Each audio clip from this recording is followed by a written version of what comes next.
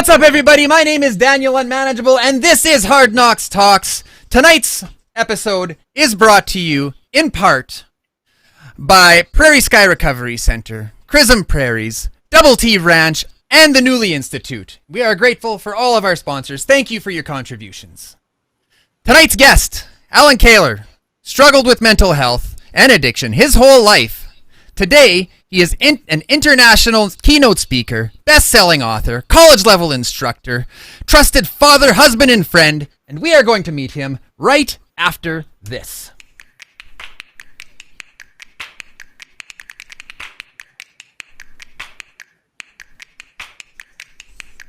Oh, why? Thank you, Jessica. I spent 23 years living in addiction. 16 of those years, I worked as a Red Seal tradesperson in Saskatchewan and Northern Alberta. During that time, I made many mistakes and took more than a few hard knocks. I went from tradesman to business owner to hiding from gang members and dumpster diving. But with that lived experience, I've decided to try and make a change. I've dedicated my life to raising awareness and promoting change in the fields of substance use and psychological health and safety.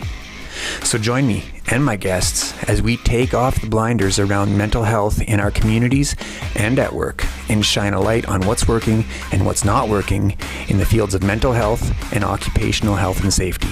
I'm Daniel Unmanageable, and I'll be your host, and this is Hard Knocks Talks.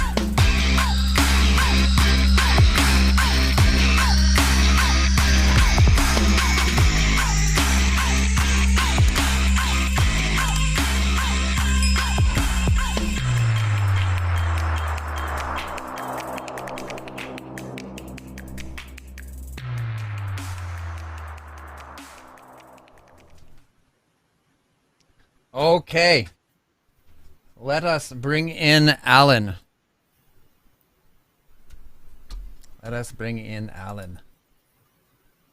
What's up, Allan? Hey, Daniel. My hair's still blown back from that great introduction. Love the energy. Well, thank you. So I have decided that there should be, with all of the segments that I have, I think that there should be a tech struggle segment, that it's like, instead of the flashback, the first thing is tech struggles, where Dan gets to bitch about all the tech struggles that happened before the show. Do it. But you are resilient. Here we are. Yes. Even though I am not wearing the Born Resilient brand, I do believe that I am indeed born resilient. So, agreed. Are you ready for the flashback? Oh, bring on the flashback. Oh, let's do it.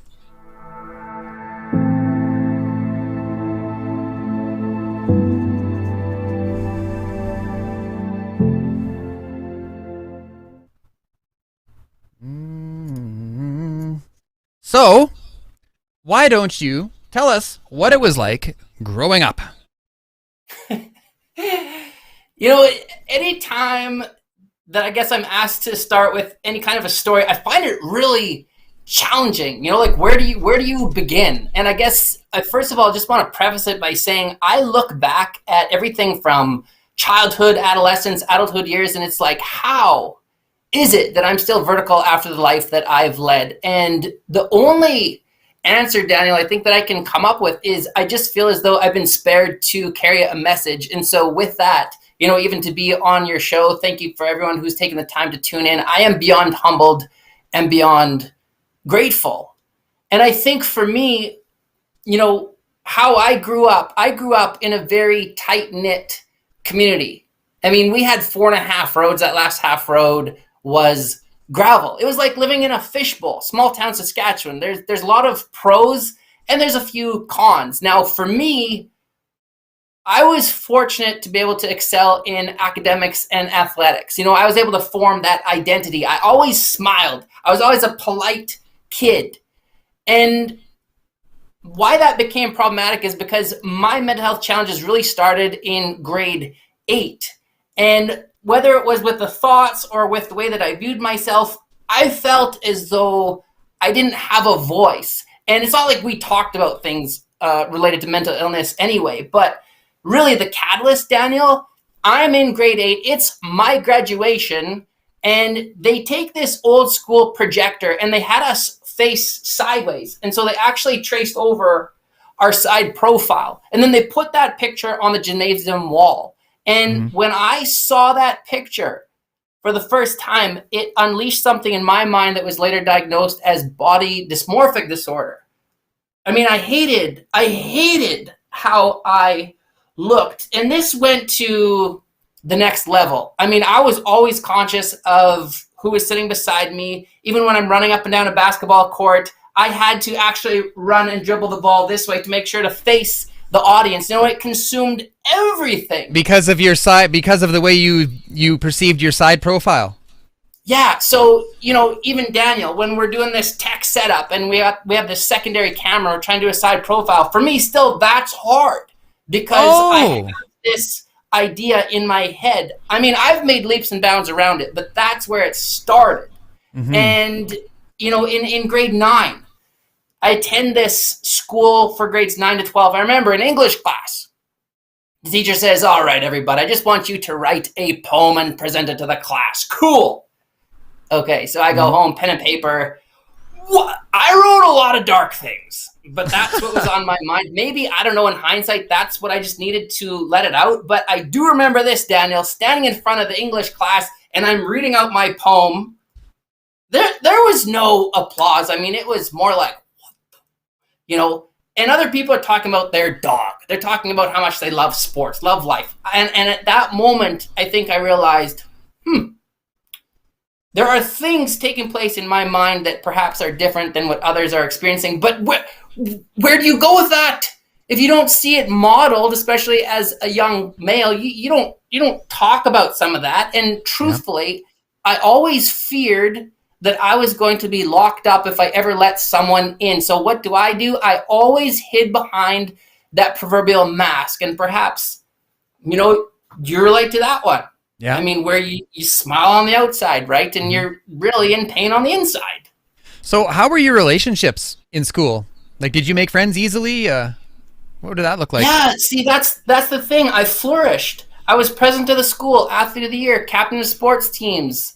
I had no problem with that, but that was part of the facade. That's a lot of ways to not be seen sideways. I tried everything that I could. Yes. I just tried to look at everybody all at the same time. Yeah, that's true. Yeah. So, I mean, then I get off. I go off to a private school. I leave home as soon as I'm 16. And looking back, my challenges with mental health really escalated as soon as I was in grade 11. I would say all the signs are there. You know, I'm changing friends, deviating from leadership positions, academics are sliding. And here's the thing, Daniel. I know that my teachers cared about me, but not one teacher approached me. And what's the message that we get? How do we internalize it when nobody approaches us and we're in pain? That we're alone and that nobody cares. That's right. So why do you think they did that? Do you think maybe they just didn't know how to handle it, or was it uncomfortable for them? What do you think?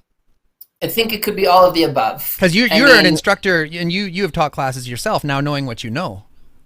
Yeah, the thing is, when we don't know what to say, we just become silent. And as we all know now, silence is not the answer. Therefore, I'm very passionate about teaching people how to approach people who are in distress. Now, for me, I continuously, I guess, just kept everything buried within. And then, Daniel, what do I do as soon as I graduate? I go to Holland. For a year on a work exchange. So hang on now. How old were you when you got loaded the first time? Oh, well, probably around 16. Tell us about a little bit about that briefly. I mean, for me, it was one of those things that I didn't have alcohol as a kid growing up. And there's always something very enticing about it. Maybe it's also, though, because I have the personality, tell me not to do it, I'm going to do it. That's very immature, and I still have that to this day. I still do that too, yes. Yeah. But for me, yeah, it was very much the love at first sight. It was something that when we don't know how to talk about our pain, or when we're in so much pain, as soon as we find something that allows us to just be free from it, we're probably going to do it again. And what I'm saying is I had a reward. It felt good. For the first time, I felt what people probably call normal. And you hear this a lot from those of us who struggle with substance use. So that was it. You know, like I had immediately found something that I found worked. And initially it wasn't problematic, but it was something that was always appealing to me. So, because like for me, like when I got drunk the first time, I was 13 years old and I made a hell of a mess of myself. But after that first time, it was like my whole life became about Friday night. It became about making sure that I had the money that I needed to get the booze and eventually the weed. And so, was it like that for you or no? No, not at first. Not at first. But I mean, boy, as the years went down, absolutely it was. Living for the Friday, I get it, living for the weekend. But for me, you take someone who's in such confines, such a tight-knit community, right, where you're always kind of under the watchful eye, so to speak. And all of a sudden you go to Holland where I'm free. And I mean, I dressed quite outrageously, the large pants. I had every color of hair. I think I had 9 piercings in my ears and face. And really... Is there pictures? Do pictures exist? Because you didn't tell me. pictures. You did not tell me about this last week when we spoke. And I really wish you had, because I would have asked you. Is there pictures? There may be one. It's in a vault. Oh man, you're lucky. lucky. It was a different life, right? Of course, yeah. But I think it was my way of saying now I'm in control, because I really felt as though I didn't have a lot of control the way that I was raised in that community, or even at a private Mennonite school. So all of a sudden, it's like this animal just got out of the cage, and that's where a lot of I became the rave guy. You know, like I hit up all those raves, and it was just liberating and free. But how was it How was it the first rave you went to? Like when you walked in there and you saw the lights and the candy bracelets and all the shit. Like what was that like for you? Were you like, oh yeah, this is it for me? Yeah, because it was actually, I don't even know who drove me to Rotterdam, and we're in this back alley, and it was almost like something out of a movie, Alice in Wonderland, where she rips off this big piece of plywood from the sidewall, and we go into this dark space, and then it's just boom, opens up. But I was drawn to the music, to the freedom. It just felt liberating for me. But yeah, that's where a lot of the challenges with substance use really started to begin. And I mean, the alcohol primarily. Mm-hmm. So, how long were you in Holland for? 1 year. And when I came back, Daniel, that's where mentally I started to really struggle. You know, the signs were all there, from everything from depression, anxiety, OCD. I finally got myself in to see a doctor. And that was thanks to my mom, who said, you know what, like, you have to do something. And for me, I remember being so embarrassed going to see this doctor. It's a walk-in clinic. And he's asking me all those questions, you know, are you sleeping? Are you eating? Are you crying? And it was really difficult, like I said, embarrassing. And I just felt like, hey, look at me, I'm a person, you know, and I felt like there was such a disconnect. And I was just given a prescription, and off I went. And that was the start of one hell of a journey where, I mean, in the next 6 years, I was put on a combination of 12 different pharmaceutical pills. And I saw so many different psychiatrists and psychologists. I had no idea who I was all those years. So all of a sudden, you give me a label like bipolar disorder, general anxiety disorder, schizophrenia, obsessive compulsive disorder. Okay. And I thought, oh, that's who I am. You know, and it took me a long time to realize, oh, wait, that's what I have, not who I am. So when this was all happening, were you offered resources? Were you offered counseling and things like that? Were you steered towards community support or anything? Yeah, it was, I mean, times were different back then, but I was also of the mindset where I can handle this on my own. It was very difficult for me to get into support groups. I never utilized support groups until years later. That was on me because I continuously had that victim mentality. But on the other hand, I did meet with countless counselors. I mean, to date, I have seen almost 30 different mental health professionals. So I have definitely picked up on, you know, understanding the importance of it. But initially, that was few and far between. Mm-hmm. And as you went through your 20s, you started struggling with other things. There was some gambling and things. Tell us how that went for you and how you came to overcome it. Gambling, so that was one of those things that people did not talk about as being a legitimate addiction. There was just so much shame. But for me, that started with online poker. I started to live at the casinos. And I mean, I lost everything, Daniel, from gambling. It actually, this is how bad it got. I would play online, and I mean, I remember being down to pretty much my final dollar, and I was playing in my room, and this fire alarm starts going off, and I just neglected it. I thought, it's just protocol, someone, whatever. And then all of a sudden, there's a knock at the door, and he's like, "This is Fireman John with the Edmonton Fire Department." Was it really John? Was it really Fireman John? It was truly John. I remember. That is the most fireman name that there is out there. You are blessed to have met Fireman John that night. But here's what happened. I continuously played because that's the power of addiction. And eventually I kind of had like this vision of me dead over the laptop. And for whatever reason, it was enough for me to be like, Al, you have a legitimate problem. As you know, we like to live in the world of denial for a very, very long time. And that was a blessing because finally I realized I have to do something about this. And I was able to get myself into Gamblers Anonymous. But that whole cross addiction piece, I mean, my definition of addiction, it's like it's a way to live outside of ourselves so we don't have to be with self. So that's where alcohol really took over. Okay, so what next? You come to what happened? Where was the bottom? Yeah, the bottom is an interesting term because really it's 6 feet under, isn't it? But I know for myself, I'm a teacher by trade. First of all, it took me 7 years to get through university. I'm not a doctor. I dropped out. I really struggled with addictions and mental illness halfway through.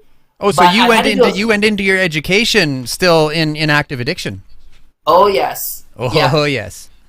And it's interesting because the first year at the University of Alberta, I was in the top 5% of academic achievement. Like I said, it just came easy for me. But then that next year I had to drop out because of how much of a struggle I was getting into with my mental health and addictions. So I was asked to do a field placement, and I remember this so clearly because I had to teach a grade 7, 8, 9 split, a special ed class.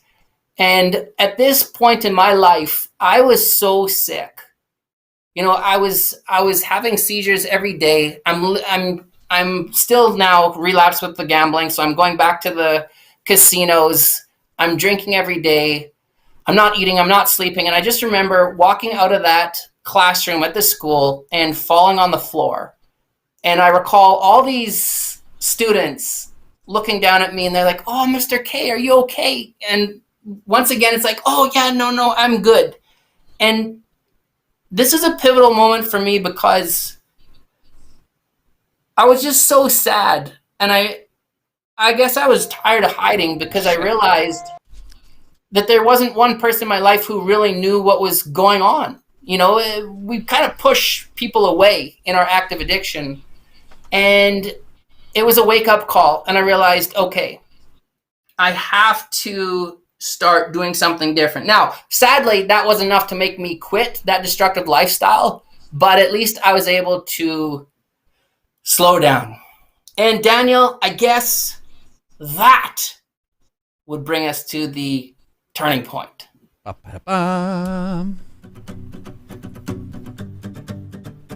See, this is what happens when you have professionals.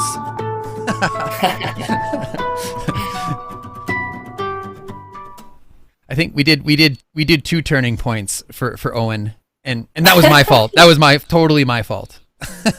So, anyways, Owen, if you're watching tonight, we love you, buddy. You do great work. So, it was like, man, time just flies. So probably 12 years ago, it was September. It was right about now. Right about now, I get a phone call from my best friend, Justin Andres, and he tells me that he's going to check himself into a treatment center. And I said, what? Like, why would you do that? So, okay, hang on. Now, were you surprised that he did it, or were you sad because you didn't have a drinking buddy anymore, that you might lose your friend that was using? Well, I was just so, first of all, I didn't recognize that he was struggling to that degree. And I, of course, yes, that also factors into it, because all of a sudden you have to look at yourself. All that we are in this world are mirrors, right? Mm-hmm. And so by him saying that, yeah, of course it caused some panic, and it made me look at myself. And that's where, when he said, you realize that all we've ever done is drink together. Like, we've always had to have alcohol. It was like this, holy smokes. And I quit cold turkey, just like that. Just like that. Just like that. And the thing is, it's kind of hypocritical, because I'd already been speaking at jails, treatment centers, schools for almost 2 years. But on what topics, though? Like, what were you speaking on? Gambling, recovery, mental health. And I was so blinded by my own actions. I just continuously like to live out here. So it was like, what? Okay. And I actually was fortunate to be able to finish school. And then I actually moved to Saskatoon, and I moved in with Tanya, my wife now, and her 2 kids. And I was only 3 months sober. And that's the thing. Like, she took a massive risk with me. Sometimes we need people to believe in us more than we believe in ourselves.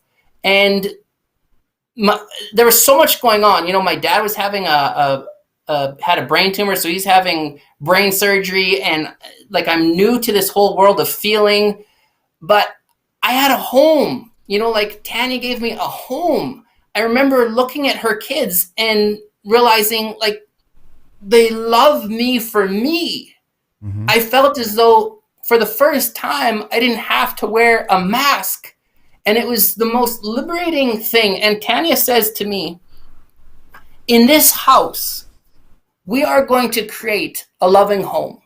She said to me, we're going to move forward. We're going to talk about our feelings. And it was like, I'm sure you can relate to this. It's like everything's new, isn't it? When we're trying to lead this new life. And it was so beautiful, but it was so terrifying. Yeah, I remember when I did that, came out of my addiction, I feel like I stepped out of an 8-year time warp. Like, I feel like that 8-year, that block when things got real dark for me, that it was just like, it was just gone. And when I stepped out of it, it was like the whole world was different. Like, I didn't even know how to handle myself.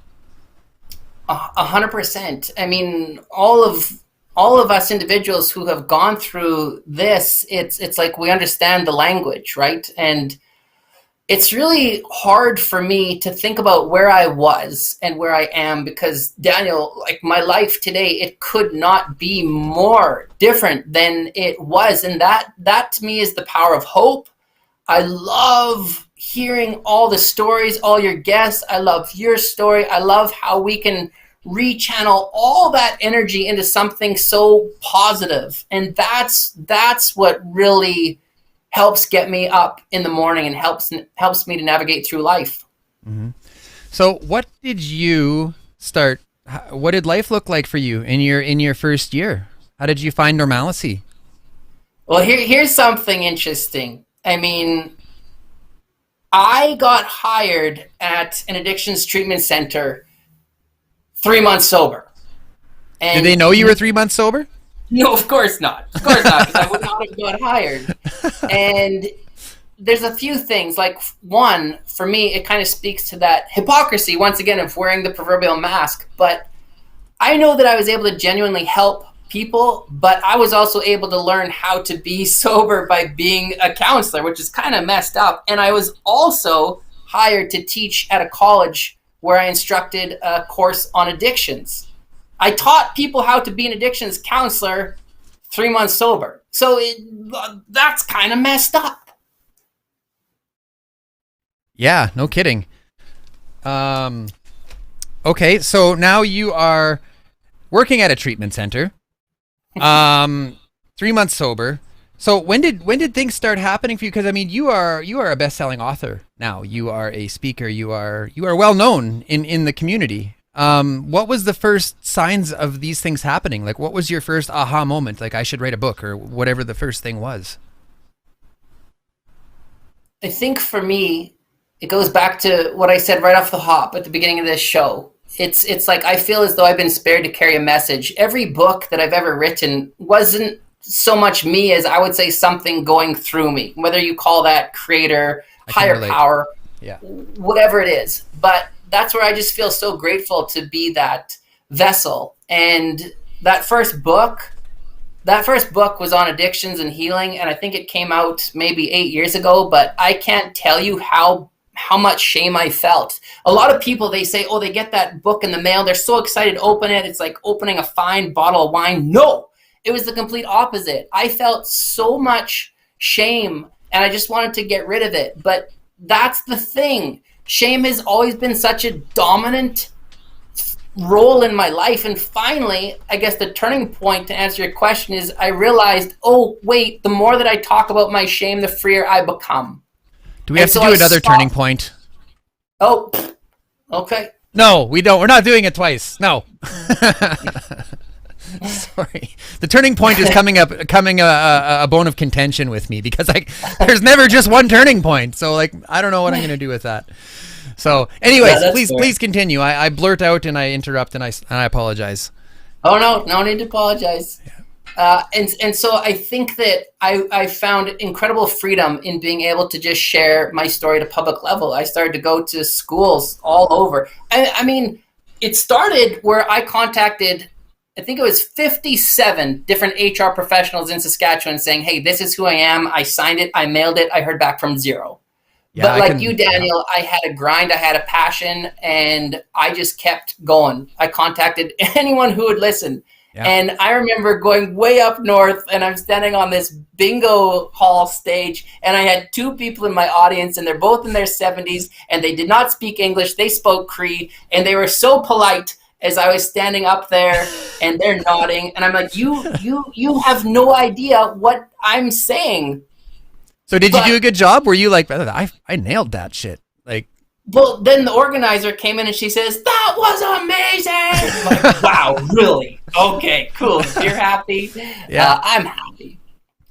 But I think, Daniel, it really came down to, in order for me to turn the corner, in order for me to heal, I had to be around people who got me, who spoke my language through lived experiences. And so when I was able to get myself into AA and I heard my story through others, it was so refreshing. It was so liberating because, I'm not alone. It felt so good. I never went to something like a 12-step program to work the program as much as I went to just be understood. Does that make sense? That makes sense. I can relate. They say Go ahead. No. They say the opposite of addiction is connection. And I'm not sure if that is completely true, but I am definitely leaning that way, because in my first year, I mean, I was so involved with that recovery community. Like I saw them twice a day, every day, I didn't, because I didn't know what else to do. I didn't go and stand on a stage. I was so lost. I was like, this is all I know how to do, is just show up at these rooms and bitch and moan for a while. So that's but I'm not going to say that wasn't productive for me, because I really needed to get that stuff out of my heart. Right. So, and those places, they gave me a place to learn how to be, I could go there and act wrong, and people would say, dude, you're acting like an asshole, and they would say it with love, so that connection was really important to me. Is that what, did you find that too? I think I finally understood that emotions are energy. And after spending so many years just suppressing all of that anger, which really was just sadness, as soon as I was able to be free from it, it just felt so good. And so that's what those rooms offered me, this space to just not have to hide. And I was able to be my authentic self. I didn't have to fear judgment. I was met with open arms. I was met with compassion, dare I say love. And so no different than that first drink, where I was so drawn to it because there was a reward. Through connecting with others, there became awards. And I've learned so much about trauma. I mean, for so many of us who struggle with addictions, there is trauma lying underneath, yes? Yes. Yep.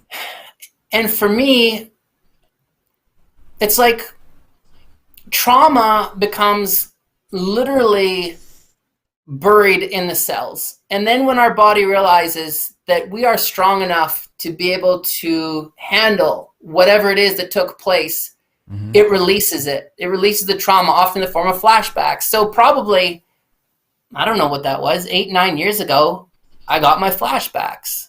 And I started to recall being sexually abused throughout my childhood. And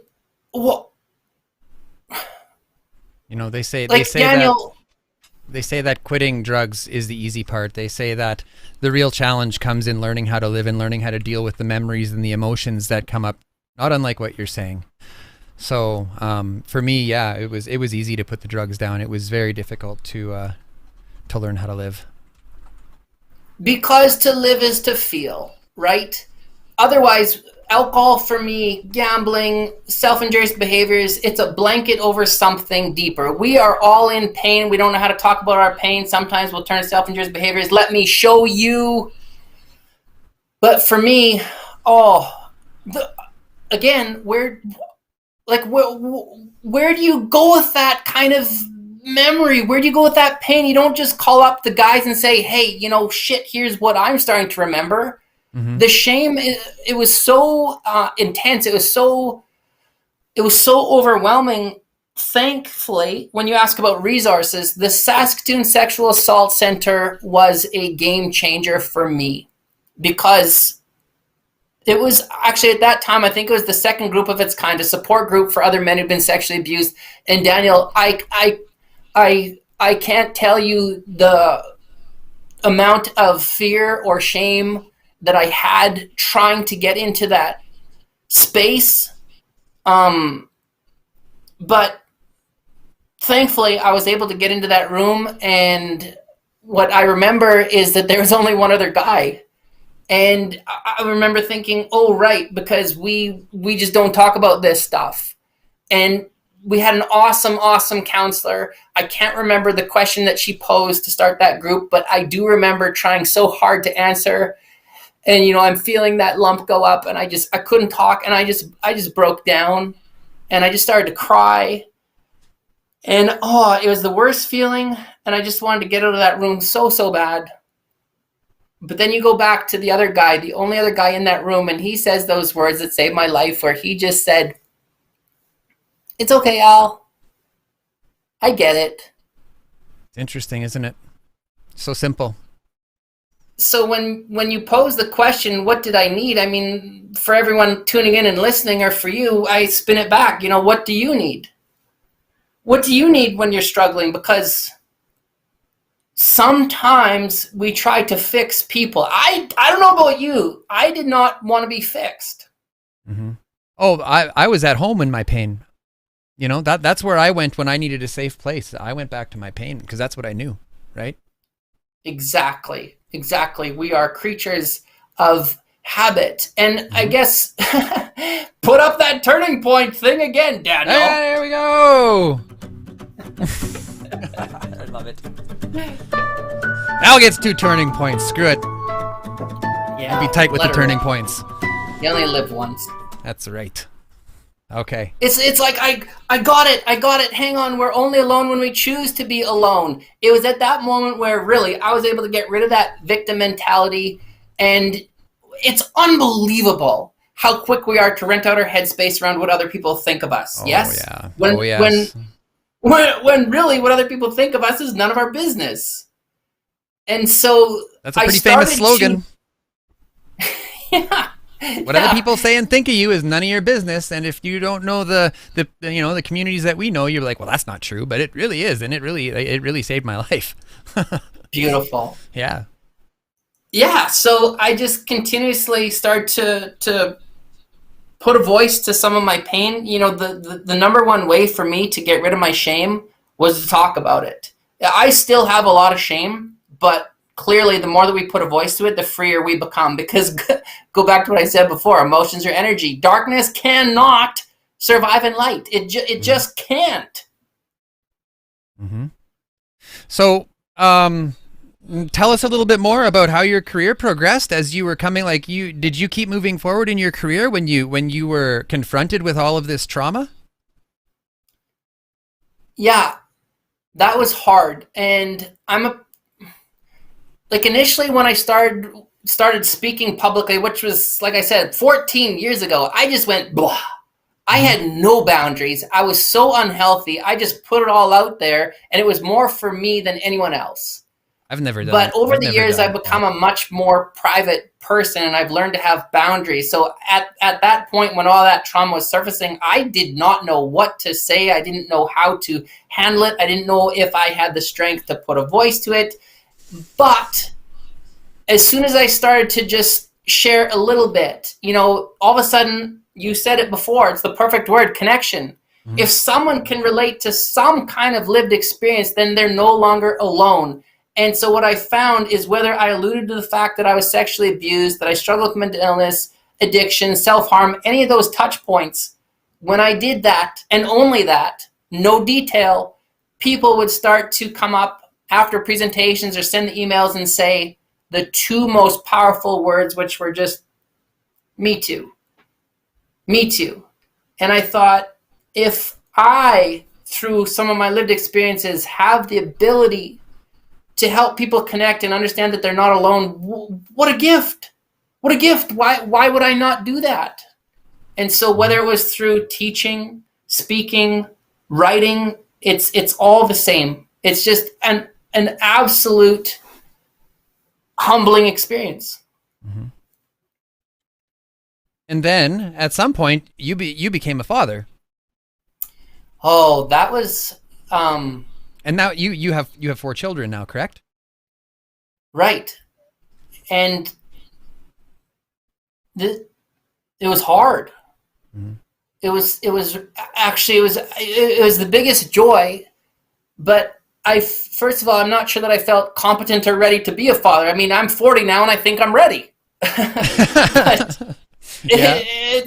As a father, you have these little things looking up at you and they're always modeling, and I'm not sure I was that healthy. And then that's also where some of the flashbacks came, because I'm starting to, at that age, knowing what I know about trauma, mm-hmm. It forced me to feel. But the thing, Daniel, that my kids have given me, or those who don't have kids teach us how to play. Kids are magical. And that has been the greatest blessing of my life. If I have a hard day, the kids are the ones that they just get me to play. And as soon as we can just get rid of some of that energy or laugh, what a beautiful, beautiful thing. That reminds me of something that happened to me just recently, actually. Me and my son, we were going to go to the skate park, and I don't have brakes on my bike. And I've been putting it all summer. Well, we can't go to the skate park because I don't have brakes on my bike. So I go and buy a brake kit.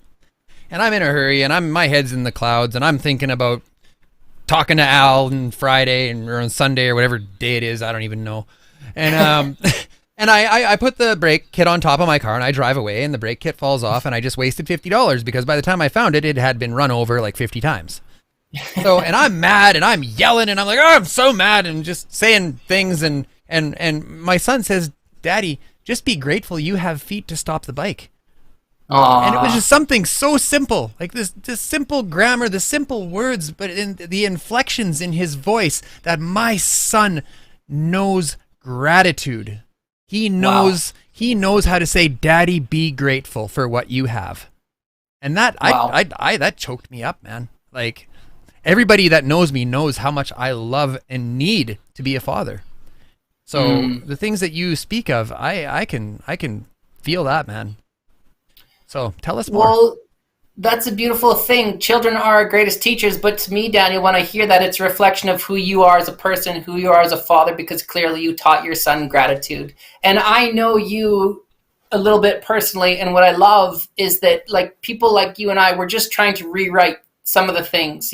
We teach our kids how to feel. We teach our kids how to articulate pain. what a gift.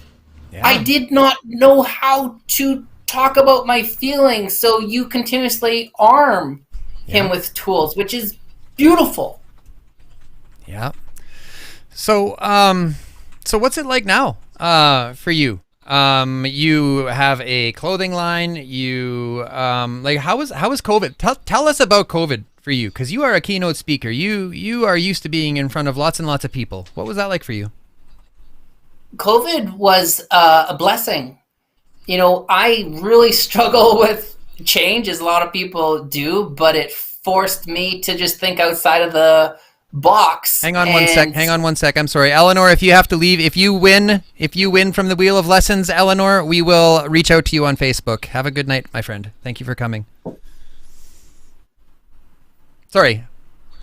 No worries. Good luck, Eleanor. Okay, so this is the problem with ADD. I have no idea what we're talking about. I'm sorry. COVID. We were talking about COVID, and you said COVID was a blessing, and I'm like, don't say that shit, man. Here's why. Okay, here we go. I feel like we live in a society where we're just addicted to doing. The key word was always busy, busy, busy. How are you doing? Oh, so busy. COVID happened, and what it did is it forced a lot of us to slow down. That became very problematic for some people because they had to feel. And I think that's actually why we saw such an increase in everything from substance use, suicide, domestic violence. But on the other hand, people were able to really strengthen the relationship that they had with themselves, with their families, and that's what happened for me. I started to realize, okay, all the in-person events are gone, but I started to learn how to utilize technology, and just like that, I realized, what? No different than you. All of a sudden, we can get our message out to the masses.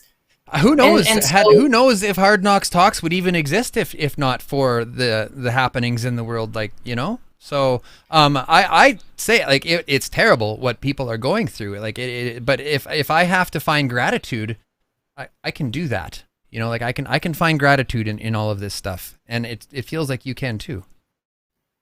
I think that gratitude is a choice. It's an action word. Yeah.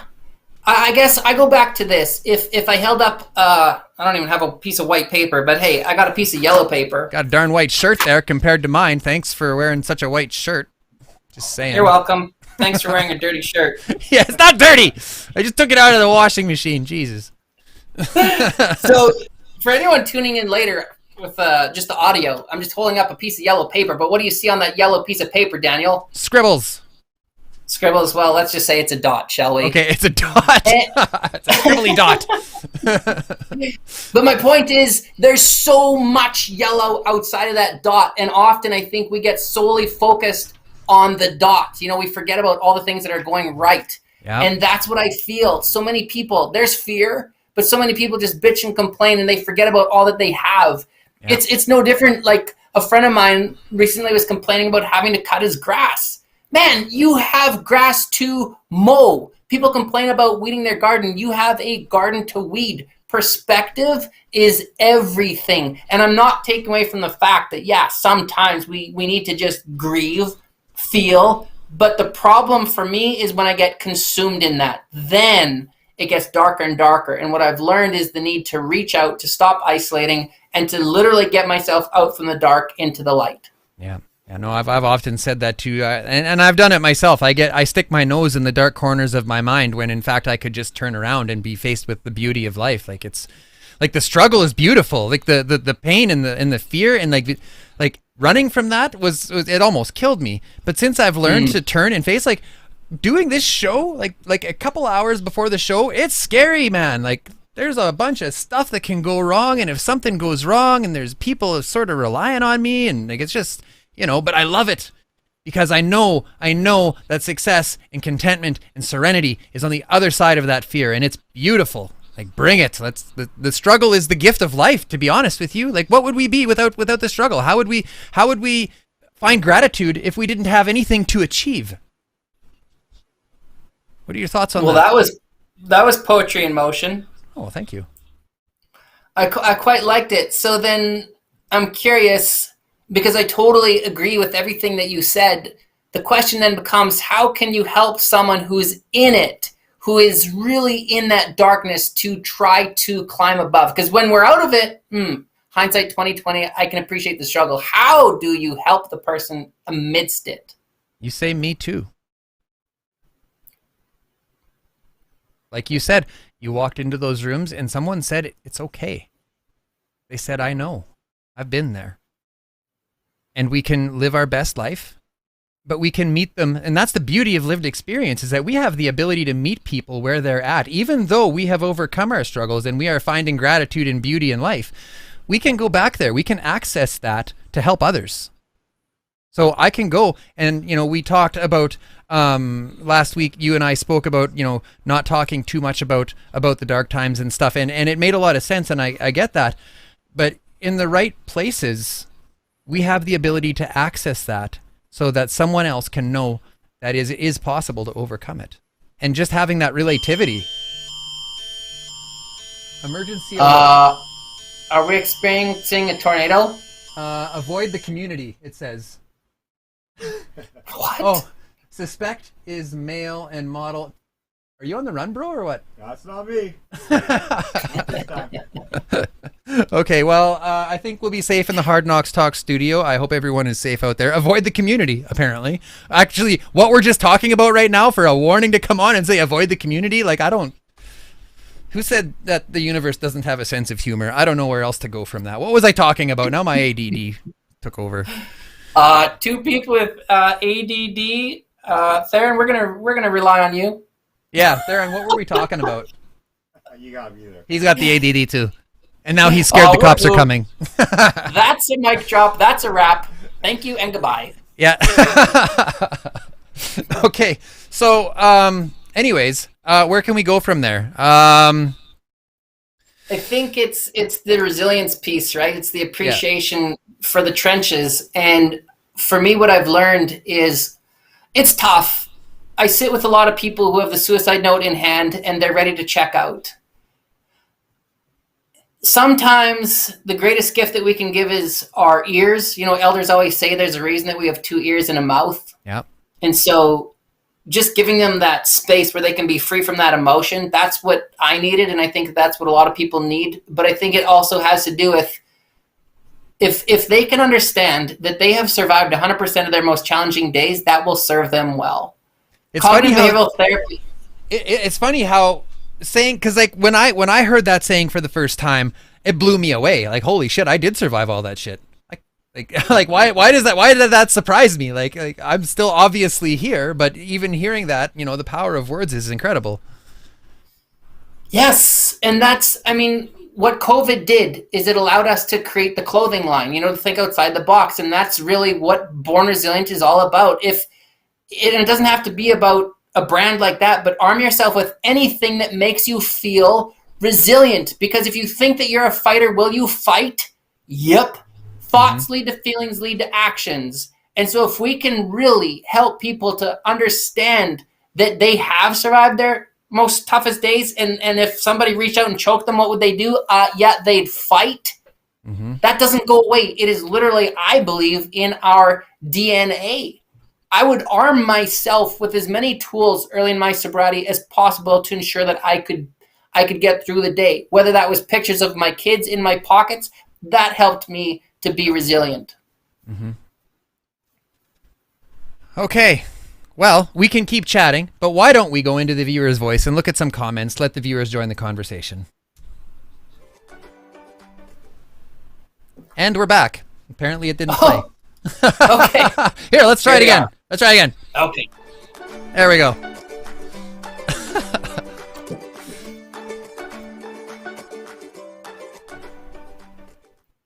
I think I would miss the glitches and the mishaps and things. I think, I kind of hope that it's never perfect. You know what I mean?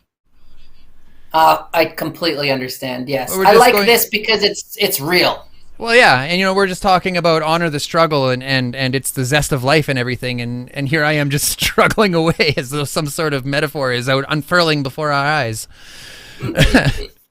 So, holy cow, we've got 4 pages of comments. Oh my god. Okay, so I don't know if we're gonna get to everyone. Holy cow. Okay, well, we're going to start here. Let's see, what do we got here? Okay, page 1 is all contest stuff. Page 2. Yes, Alicia, I did put Yo Mama on the wheel in honor of you. Let's see. We've got Jessica Compton. I believe she is on Instagram quite often, live streaming. In fact, I have been on her show, and I believe you have too, correct? I'm not sure. There's been so many. Jessica says, I facilitate a youth wellness program teaching grade 1 and 2 how to check in with themselves, others, and to advocate for what they need. Thank you, Jessica, for doing that work. And I will be calling you because I have been meaning to invite you to the show for some time now. Let's see. We've got Double T Ranch. Todd and Tanya. Thank you for all the support. Thank you for being here tonight. Labeling and medicating is far too often the first line of action instead of working on the whole mind and body. Allan, what would you like to say to that? Tanya and Todd are two incredible people who do incredible work, and I have much respect. You know, we're cut from the same cloth. We speak the same language, and I couldn't agree with you more. I feel as though still to this day, there's such a push for medication, and medication definitely has its place. But for me, there's so much more. Like I started to explore the world of alternative therapies, and I know for yourselves at Double T Ranch, like the work that you do with the horses is remarkable. You talk about connecting in new ways. Mm-hmm. And so for me, the alternative therapies, everything from Reiki, it has become a game changer, but I was never introduced that. And I think what I've learned is what works for me won't work for you, but it's so essential to have an open mind and just try everything. Mm-hmm. We've got another comment coming. Well, we've got tons of comments, but here's another one. Owen, yay, the turning point. I knew that Owen would like that. Thank you for being here, my friend, and watching tonight. Owen and I have a class together at FNU, actually. Would this be the one and only Owen Pelche? You know that it is. Don't be like that. There is only one prestigious Pelche, and you know very well of that, Allan. Don't worry, yes, Owen. He knows who you are. Another beautiful soul. Indeed he is. Okay, so what else do we got here? We've got Wendy chiming in. Thank you, Wendy, for your comment and for watching. So glad you are addressing gambling. Thanks for sharing about that, Allan. You're welcome. We've got Lori. The gift you have, Al, is giving others the ability to feel free in sharing their shame. Allan, can you add to that? I appreciate you, Lori. Lori was a student of mine, but obviously a teacher as well, taught me a lot. The courage to put a voice to pain and work through the healing process. You know, an individual like so many of us who are willing to go through the middle instead of just around and around. Mm-hmm. We have Owen. Hey, why is it prestigious Pelche and now it's Owen? Are you watching on YouTube and Facebook? Anyways, he's got 5 monitors. Yeah, I have 5 monitors, Owen. So anyways, Owen says, emotions are energy. Yes, my friend. Thank you, Allan, for sharing your wisdom, courage, and hope. Great job, Allan and Dan. Thank you so much, Owen. Mm-hmm.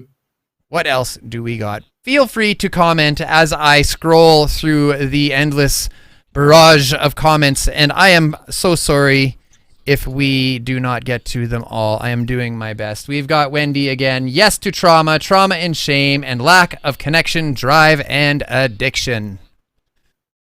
We've got Brent. Brent saying, addiction is the solution to unbearable pain. Trauma is the birthplace of all addictions. Do you agree with that, Allan? Do you think that addiction can come from other places than trauma?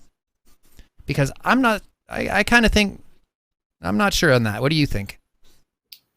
There's a lot of debate around nature versus nurture. I feel as though what I learned pretty quickly over the last, 10 plus years, I feel as though 100% of people who struggle from addiction are in pain, and the short and sweet is we lack the tools to manage the pain.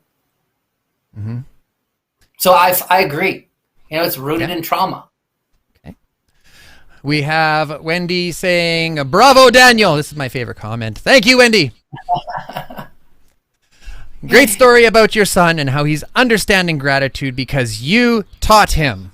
And maybe, just maybe, I had a little bit to do with that.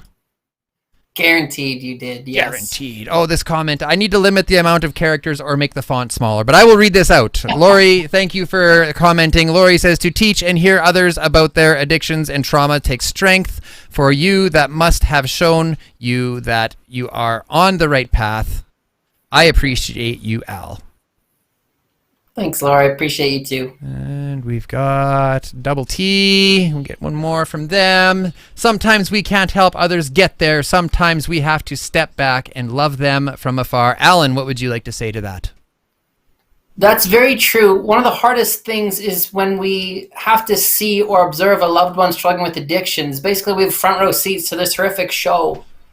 I've learned the importance of saying and doing everything in those moments so that I don't have to look back thinking I wish I had done more, but I've also learned the importance of creating boundaries, because otherwise what happens is it's like this three-legged race where we almost tie ourselves to them, and then if they fall down, we fall. And it's very, very hard to trust in that process, but I had a very wise elder tell me years ago that you have your journey and they have theirs, and you have no right to impede on their journey. And that's the hard thing. We have to figure out what role we want to play in their recovery without becoming immersed in it. And that's actually brings an interesting point to me, to my mind as well. There is a philosophy, and I'm not going to quote it exactly, but the gist of it is that we should not deprive others of their pain. Because pain has been my most valuable teacher. Like my pain, like if someone came to me and said I could take away all your pain and all your sadness and all your bad memories, I would say you can't have them. That shit's mine. Like I need that. That got me to where I am today, and I use that all the time. That's interesting.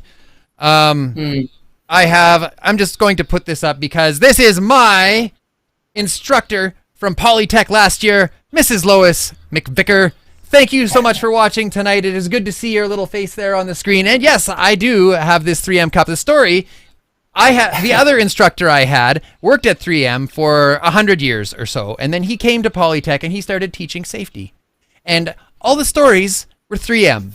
So I had a 3M cup made, and I was a 3M guy for Halloween. And that's why, if you ever wonder why I use this cup, it is to honor my time at Polytech. That is the true story. Thank you for watching. Thanks for sharing. Yes. What else do we got here? We have Carol. Glad to be here. Ravenheart Farms. Do you know what Ravenheart Farms is, Allan? Carol, you're another beautiful soul. We spent some time traveling up north, and I love the work that you do. I love your view of the world and how much you are able to heal and help others on their journey. Much respect. Okay, well, okay, hang on. We've got this. Lori asks, Al, can you speak on the walk of life and how eye-opening it is? What is the walk of life, Al? I don't know. I think for me, it's is it a thing or is it a philosophy? It sounds like a program or something. Like, am I? Oh, then I'm missing the mark. I don't know. We are in this together. I don't know. Now I don't even remember the question. Well, fortunately for us, technology will save us. Al, can you speak on the walk of life and how eye-opening it is? Oh, got it. Al says no. Yeah, I say I politely decline. Okay.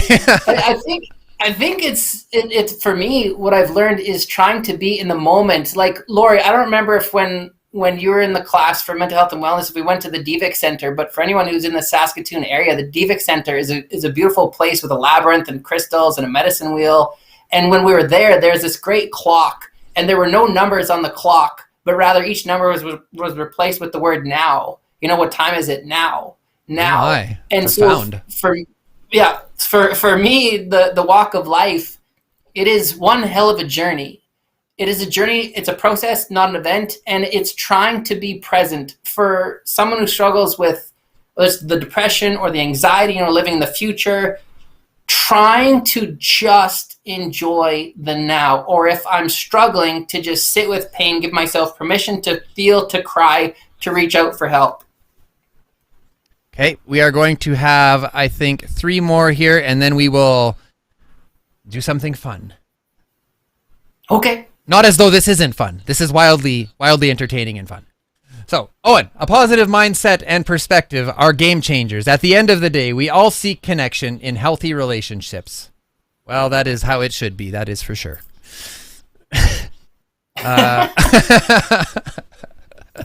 Okay, we've got Claudia. Thank you for watching, Claudia. Knowing the dark side can open up the door to the light. Allan, what are your thoughts? Claudia, put that on a poster and sell it. Yes. Too late. Born Resilience doing it. Putting it on a shirt. Okay. Anything else? Let's see. We've got this one. This is the last one from Double T Ranch. Such respect for all you do, Allan. Thank you for wrapping us in with your story. Awesome. Well, thank you. The respect is mutual. Okay, so now, hang on, I gotta do some things.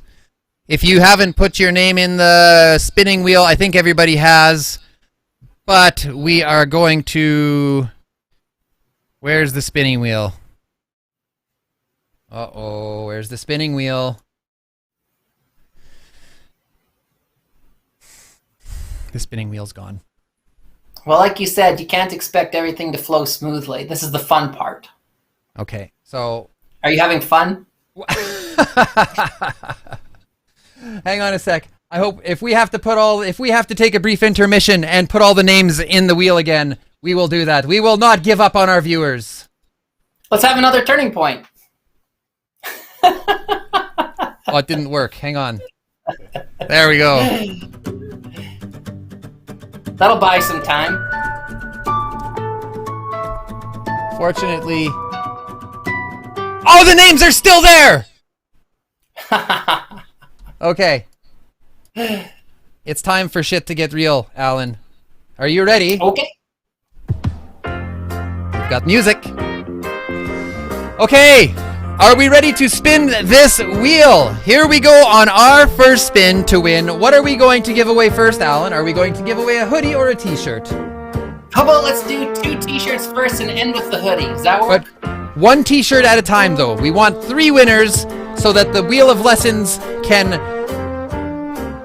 I don't know, spin 3 times. Here we go! Who's it gonna be? So profound. It's Yo Mama! All right, Alicia. You know what? Fun thing. Every time I see her name, Alicia is the last person that I ever used with, and now I am happy to say that she has found her path to safety. I have found my path to safety, and I'm so happy to see you here, Alicia. And I'm so happy that you are Yo Mama. So you have won. Was it a hoodie that we gave away first, or what was it? That was a T. That was a t-shirt. Okay, well, you get a hoodie. Oh, I didn't take her off. Oh, we're just gonna go like this. Okay, we're gonna spin it again. I like the music. What do you think of the music? Donna! Donna is my son's mother. Wow. Yay, cool. Donna won a t-shirt. Yay, Donna. Remove Donna. And we have 1 more to go. Here we go. This one's for the hoodie. Pamela. Okay. Awesome. We will track you all down. Well, I don't really have to track Donna down very hard because I see her every Friday.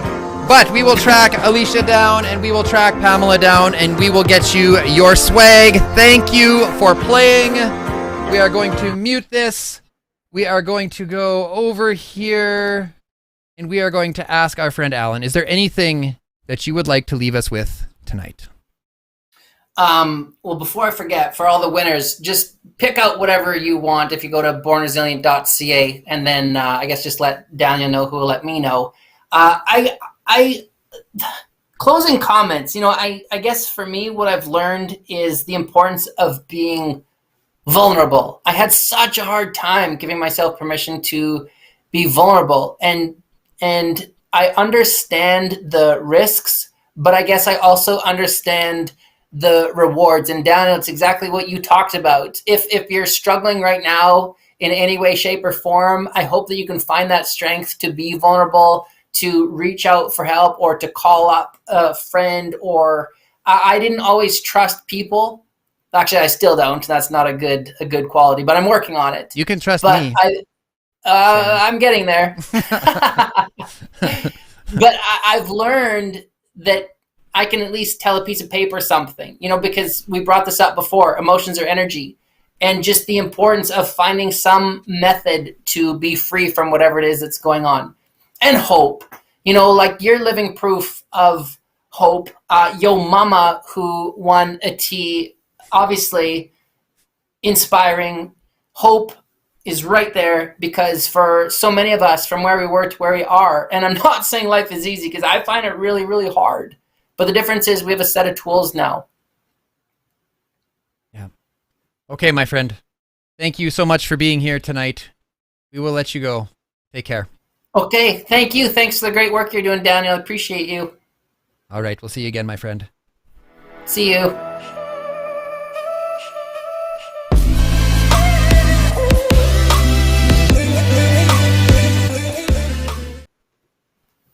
There is power in numbers. If you would like to contribute to ending the stigma around emotional pain, please subscribe to our YouTube channel. Follow us on LinkedIn, Facebook, and Instagram. Like and comment your thoughts on our posts. Let us come together with our lived and living experience as a resource that has the power to engage new thought processes, to promote new ideas, to broaden the spectrum of care, and to show the world that the lie is dead. We do recover, and we're here to show you how. Good night.